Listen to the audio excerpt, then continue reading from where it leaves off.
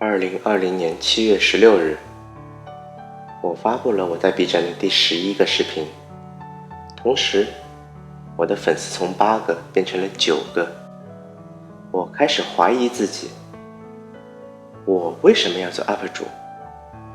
我还要不要做下去？数据中心告诉我，你的流量排在所有摄影 UP 主的前1%。我只有一种冲动，我想问问其他的小 UP 主，你在坚持什么？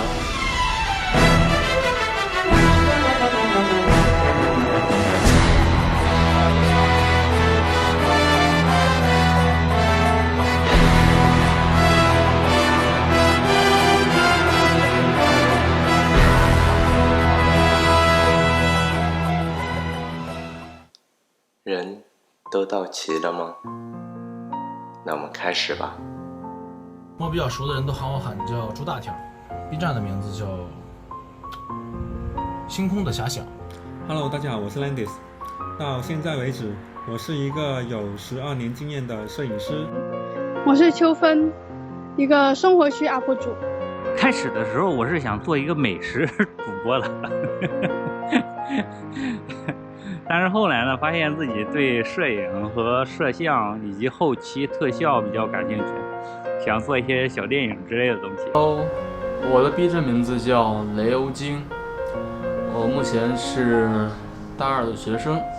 嘿，大家好，我是李琦，非常高兴能够受到郭哥邀请参加他的节目。我呢是 B 站摄影区的一名 UP 主。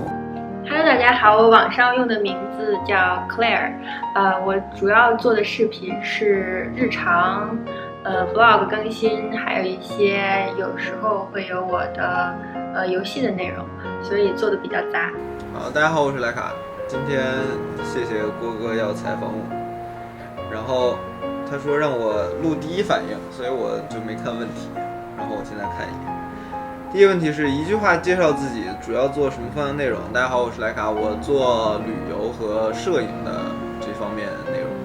我是游兰布，我做的频道是牛角科技生活，这是一个以科技与生活有关的测评开箱节目。Hello， 大家好，我是一鸣，我主要呢是在美国的一家传媒公司。大家好，我是初日，我的频道名字叫做初日的麦田。平常会有一些风光摄影，也会有一些生活记录 vlog 一类的。Hello， 大家好，我是小桃子 2.0，我的视频内容主要是生活向的 vlog。你什么时候从一个观众成为了一个演员？这个其实很早了，就是在我自从买了第一台相机之后，然后我就开始做这方面的相机的视频。我大概是从1个多月之前由观众变成一个 UP 主。我是15年注册的 B 站账号，然后我是20年6月份成为的 UP 主。我看 B 站时间有半年1年多。我之所以关注到 B 站，是因为 B 站最近确实牛逼啊。虽然我还想找回我原来的号，但是原来的号密码早都忘了，所以又重新注册了一个。我下 B 站应该很久了吧，应该1-2年了，但是真正做视频开始是从2020年2月份左右。我是从2019年5月份申请了自己的 B 站账号，决定在 B 站上做一名 UP 主。19年年中的时候吧，19年年中的时候，因为当时工作上有很多的不开心的事情，所以有一段时间蛮抑郁的。但是，我还是蛮想记录生活。其实买相机是在18年的时候，是从1-2年之前吧，然后当时就是做着好玩，然后就开始了。那我注册 B 站有6-7年的时间，而我做 UP 主只有快1年的时间。其实我做 UP 主和开通 B 站呢是同时的。因为我是刚刚高中毕业，所以我从今年暑假的时候才开始做视频，但这个想法在2年前的时候我就有了。我的 B 站的第一支视频上传于2018年的11月。你拍摄的设备是什么？平时录视频的时候是这个三星 S9，然后一般出去拍摄什么的都是我的索尼阿尔法6000。我拍摄的主要设备是佳能的 EOS R、GoPro 8，航拍是用 Mavic 2代 Pro。我拍摄的设备是佳能 M50，它不是为了做 UP 主而买的，恰恰相反，我是因为买了这个相机，我才想去成为一个 UP 主的。我现在用的是 GoPro Max， 当时买这个是因为它也刚出嘛，大家别的 UP 都在推。我的拍摄设备，刚开始是佳能的200D，后来换成了索尼的 A7M3。我的拍摄设备是佳能 EOS R， 还有正在拍摄我的这台佳能 90D。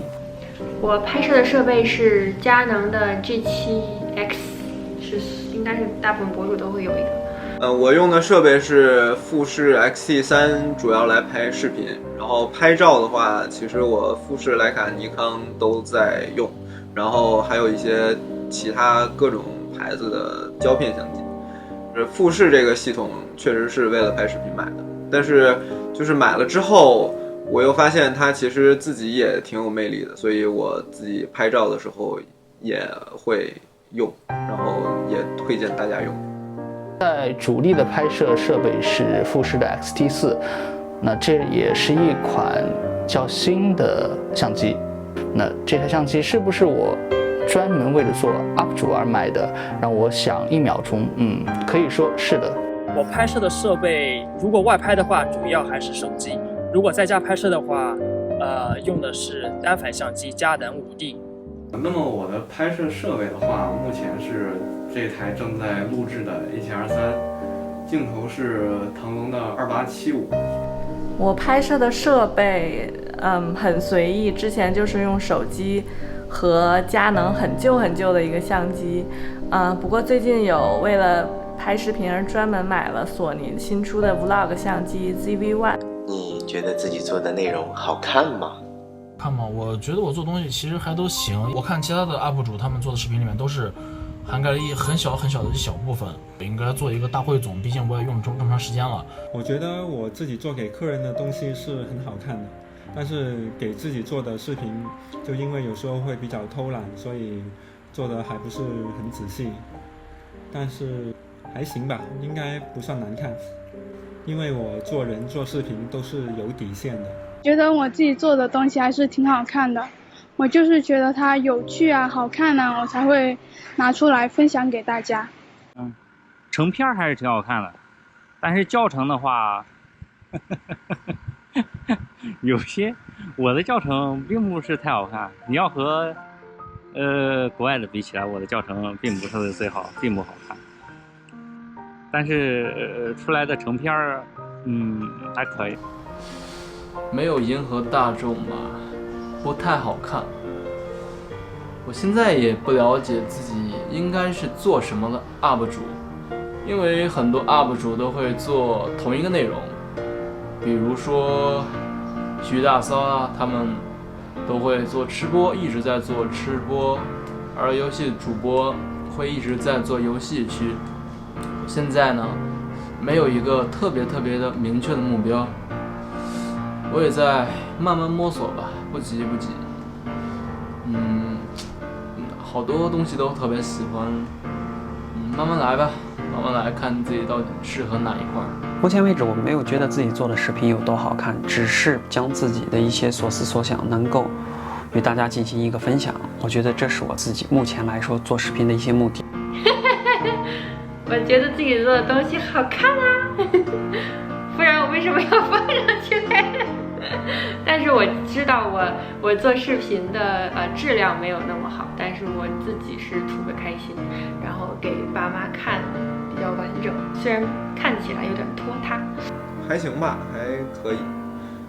可能没有达到我心中的那种要求，但是就目前来说还可以。面比较认真的会去做开箱的部分，以及我自己比较看重的这款产品的一些特性的测试，但它缺乏全面性、准确性或者说专业性。我觉得自己做的东西一般般吧，因为我觉得好看，可能观众觉得不好看，我觉得一般般。我觉得我目前做的东西一般吧，不够好看，因为它连我自己的要求都没有达到。好看呀，不然我也不会传到 B 站上。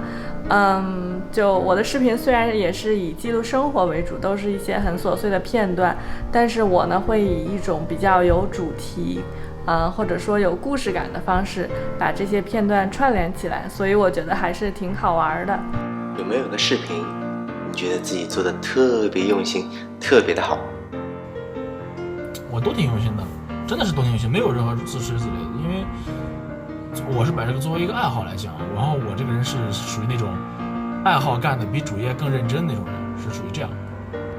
我觉得不只是有一个这么少，而是有好几个视频都是认为做的特别用心、特别好的。有的。有啊，我的第一个、第二个视频做的都特别用心。我感觉第一个视频是做的是读书，讲了一本心理学的书，我感觉那本书还挺好的，但是只讲了第一章。应该是那个关于校园暴力的一个小短片，我觉得那个视频对我感触很大。没有拍完，我只选中了一点点放出来。其实它全片应该有30多分钟，还在拍摄当中。觉得没有哪一期节目自己是非常满意的，就是特别满意。总体上都是自己抽时间有一些想法就及时将它拍摄出来分享出来。单从满意这一个角度来说，我觉得都不是特别的满意。我觉得做的最好的视频是我当时疫情刚开始，自己在家里，因为也出不去嘛，然后做了很多事情，跳舞啊、唱歌啊，做饭啊，那个还是拍的蛮久，剪的也很细，但是后来就没有再继续更新了。我觉得我之前出去玩的那些视频做的都挺用心的，然后我觉得我上一个视频做的就挺好的，就是那个就是介绍我出去怎么精简什么装备什么之类的。一定是有的，至少自己也做了20多个视频呢，量不是很大，但也算是一步一步的在用心的去做一件事。里面有很多视频也是随着自己的数量的累积，也慢慢积累了一些经验。那么在做的时候，也会更多的去加入一些技巧啊，加入一些用心的地方，一些巧思。特别用心、特别好的视频呢，应该是对客户，因为我的工作是做摄像和后期制作的，所以呢，如果做得好的，肯定是面对客户的。我自己拍的视频呢，都是很一般、很随意的去拍的。特别好的我觉得没有，但用心的是有的。从第2条视频开始，第2条视频因为是我们母校当时要我们回去给社团录一个舞蹈，那么当天回去拍摄了5个小时，然后回家之后又马不停蹄的剪辑，剪了大概有7个小时，中间做了很多的变速啊、转场啊等等等等。我觉得至少有3个视频是我觉得做的特别用心、特别好的。你会羡慕那些几10万粉以上的大 UP 主吗？你觉得自己还有机会吗？羡慕肯定是有的时候有那么一点点羡慕，然后我觉得自己有机会吗？不一定，机会这东西也不取决于自己。但是我是说了，我把这个作为一个爱好，所以我不会说是刻意的，因为要成为一个什么所谓的大 UP 主去刻意的去就是给自己的爱好上就是某一方面去改变自己的爱好，我还是会依然选择就是我喜欢什么我就去干些什么东西。我羡慕很多大 UP 主了，挑几个国内的摄影相关的来说吧，像影视飓风、大马猫本，还有 TestV， 这些都是我特别喜欢的几个大 UP 主。那肯定是羡慕的。然后觉得有机会吗？希望有吧，不强求。有我会很开心，没有那我也不会感到很难过，因为我的初心也不在于此。你要说羡慕，也羡慕，被别人喜欢的肯定羡慕，但是100万以下都是蝼蚁啊。除了一些特别兴趣项的，就是比如说摄影啊，反正玩摄影的就那些人，差不多10万、90万到头了。觉得自己有机会吗？你觉得呢？这东西自己说了不算的。百大的话，我觉得如果说不羡慕，那是不现实的。但是呢，我觉得每个人都会有每个人的命运吧。我觉得我还是会坚持自己喜欢的东西，做下去。自己并不羡慕，因为我知道他们都是通过自己点滴的辛勤汗水去努力，才换得他们现在这样的一个地位，才换得如此大量的粉丝去喜欢他们。我羡慕他们的在镜头前的生活状态，应该这么说，因为很多事情，因为我知道他们肯定背后也面对很多的不开心的东西啊，会有非议啊，会有什么，但是他们还是很积极的去面对支持他们的人，他们做东西给他们想给他们看的人去看，这样我很羡慕这一点。但是我自己，我觉得我做的内容并不足以支撑我到那么多的粉丝，但是我还是说，如果有一个人愿意去看，我还是会继续做下去。羡慕当然是肯定羡慕，觉得自己有机会嘛，说不好，不一定。我觉得机会渺小。单是羡慕几10万粉丝的大 UP 主，我觉得超过500我就羡慕啊。很现实，谁不想自己做的东西被更多人看见？谁不想自己的粉丝，自己的或者是你做的一个频道，你的用户，你的顾客会更多？我其实不羡慕，因为我做这个呢，其实并不是想让自己成为大 UP 主，只是觉得疫情期间想把自己的作品放上去，然后供给大家欣赏。这个2、3年、3、4年，我也能做到这一步，但当然做到这一步肯定很不容易，日后要靠自己非常非常多的努力去实现。我觉得我既羡慕又不羡慕。羡慕是因为身为一个内容创作者，肯定是希望自己的作品会被更多的人看到，得到更多的认可。但是不羡慕呢，是因为我能想象到这些大 UP 所会面对的一些困难和压力，比如说选题方面，拍摄，包括后期的剪辑，都会有很多意想不到的困难，也会有瓶颈期，并且作为一个被很多人关注的大 UP 呢，也会听到很多不同的声音，可能有好的，也可能有不好的，那就需要有一个很强大的心理素质。那我个人觉得我的机会并不是很大。你觉得现在粉丝少的原因是什么呢？粉丝量少，那还是因为你自己实力不够啊。你自己的实力要是够了，就肯定还是就能吸引来别人了。主要是因为我还是个新人吧，内容还是比较小众一点，不是说太过蹭热度，还有蹭一些新的产品。这个阶段粉丝数量少是很正常的。现在我开始上传视频没多久，而且我上传的视频的水平也不是特别高，所以粉丝数量少是特别正常的。更新慢，最近一直都比较忙。虽然现在技术上面成长了很多，但是一直没有出片出来。往后会加强更新啊 ，HS3 定金都下了，所以会尽可能的增加一些出片。我觉得还是没有一个明确的目标吧。比如说我做一个东西的话，我希望我会一直做同样的东西，做个几十期。我觉得那样的话就有一定的观众会看了。是呢，我觉得我未来会明确一个方向的。还是自己的节目质量不高，分享的内容并没有抓住观众的眼球，或者说没有用心去做自己想要做的一些内容。我觉得现在粉丝少的原因，一个是我并没有更新我的视频，还有就是我做的还是挺日常的，我也没有去推广。就我现在有28还是30几个粉丝吧。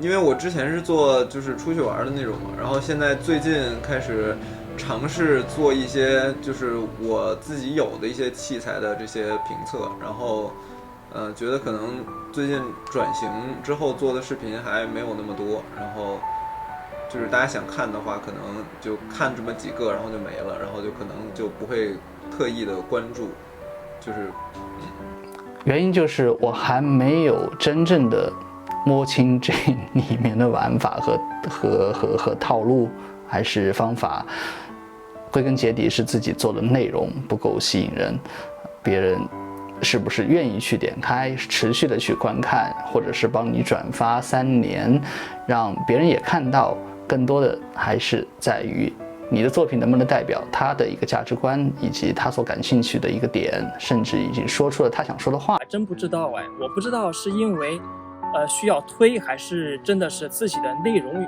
有问题，得不到大家的那种认同和喜欢。我还不确定这个方向为什么我的粉丝这么少。目前粉丝数量少，那就是频道刚刚开设嘛，而且内容也不多，粉丝少很正常的事情。因为懒，首先我不够勤奋，就是做不到能够维持一个比较稳定的更新频率。我有的时候是周更，有的时候是半年1更，所以这样就很难吸引到固定的粉丝。你为什么继续坚持做 UP 主呢？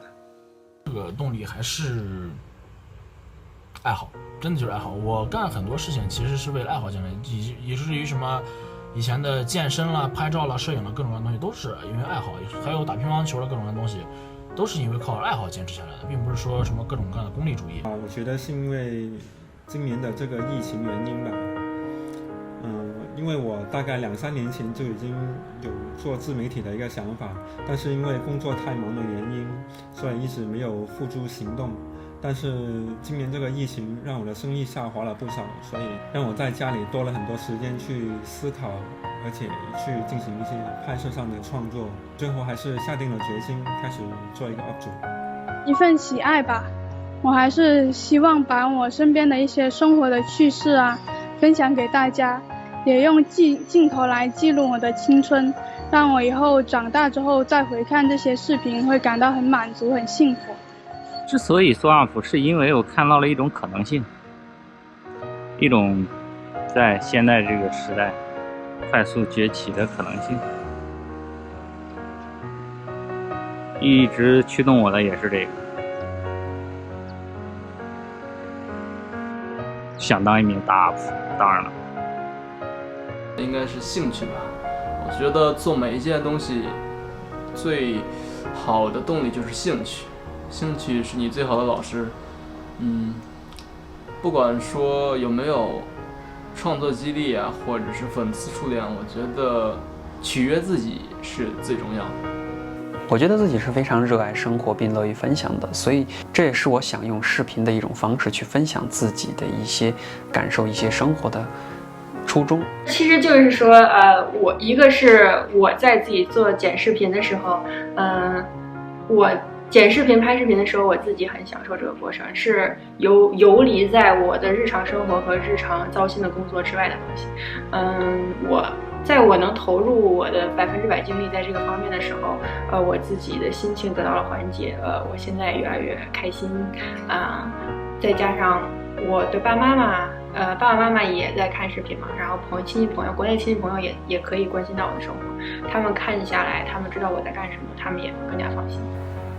动力其实，目前没有什么动力，就是自己坐着玩，然后也没有说想靠它干什么。先是兴趣点，就是如果你对这件事情是没有兴趣的话，你是很难坚持下去的。就好像我是喜欢数码科技产品，同时我也喜欢在生活中，那么去思考一些东西，特别是新鲜的事物带给生活的一些变化。所以我把这个频道定义为叫科技生活，就可能不单单只是科技，那还是和生活相关的。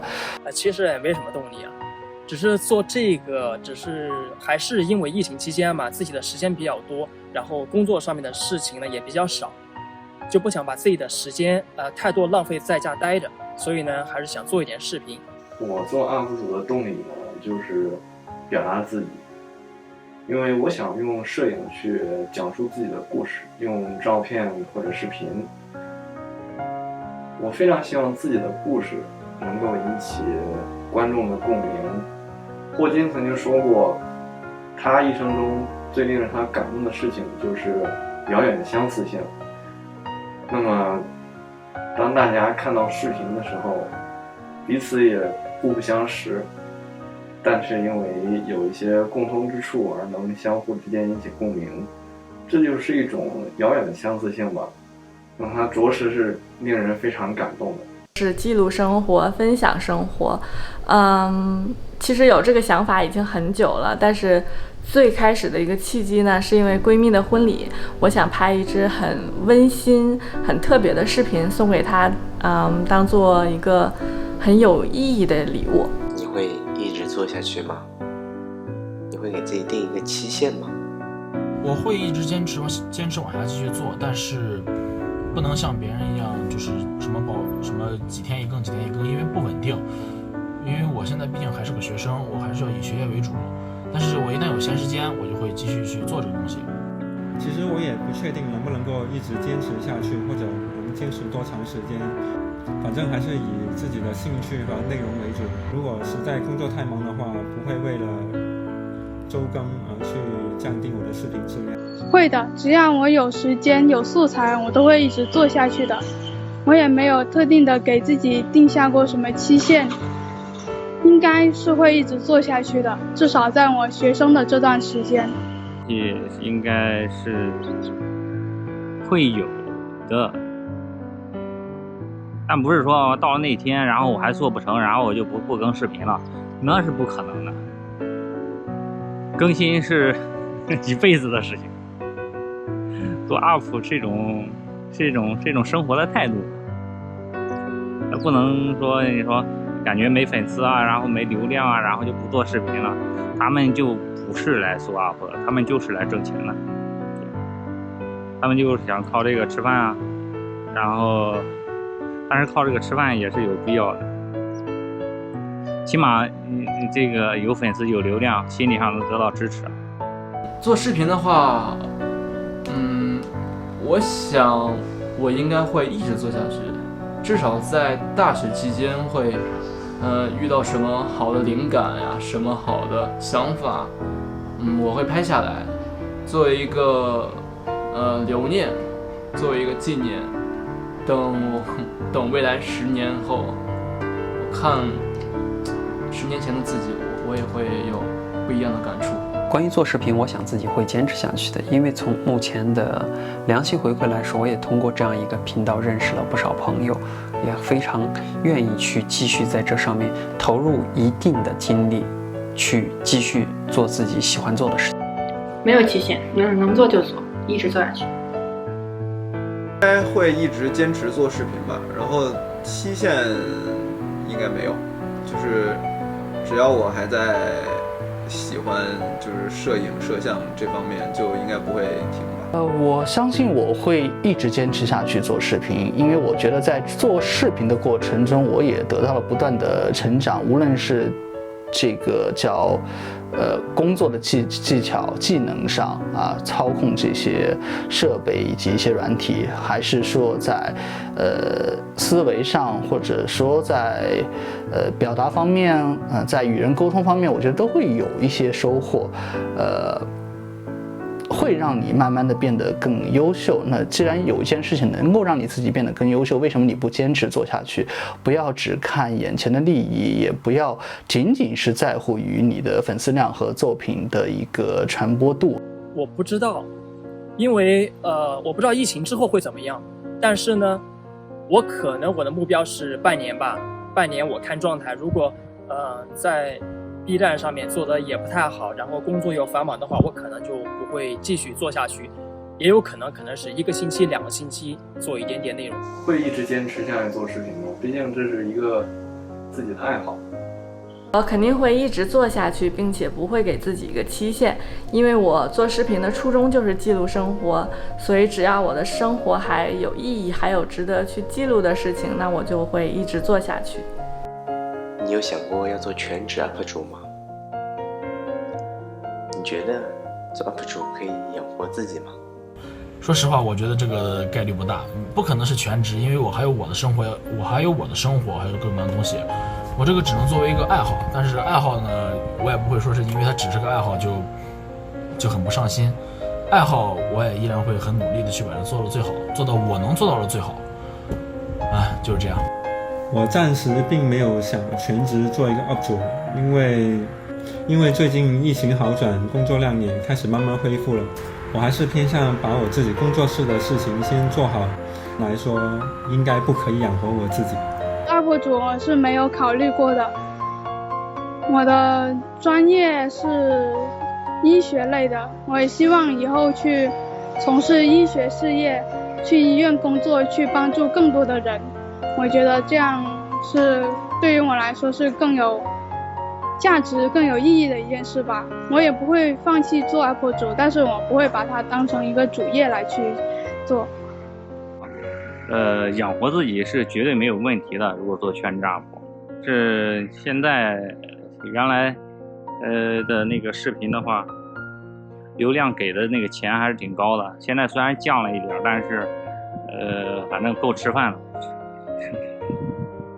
在头条上啊，在抖音上啊，在那个叫什么快手上啊，随便发点视频，你随便就不用原创都行，你直接搬抄改，直接往上搬，或者是做一些那个营销号啊，都是可以吃饭的，靠这个吃饭，然后在 B 站打造自己的 IP 养活自己嘛，就是靠那些营销号养活一个自己的 IP， 这是可行的。全职 UP 主的话，我暂时没有这个目标，因为我觉得我还是没有很大的能力做全职 UP 主。全职 UP 主我觉得至少100万粉丝吧，然后每个月的话，创作激励我觉得1万多、2万多，差不多可以勉强养活自己。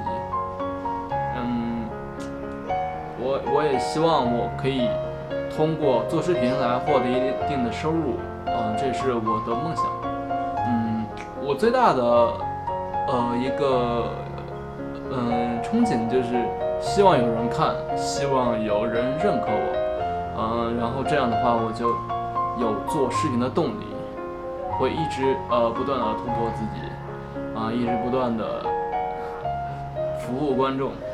关于全职做 UP 主，我之前有考虑过这样的一些想法，但是我知道自己目前的条件还不够成熟，自己在这一专业和领域还不够那么的专业。我想通过自己进一步深度的学习，去提高自己的一些技能，无论是后期的还是前期的拍摄，让自己变得更加专业。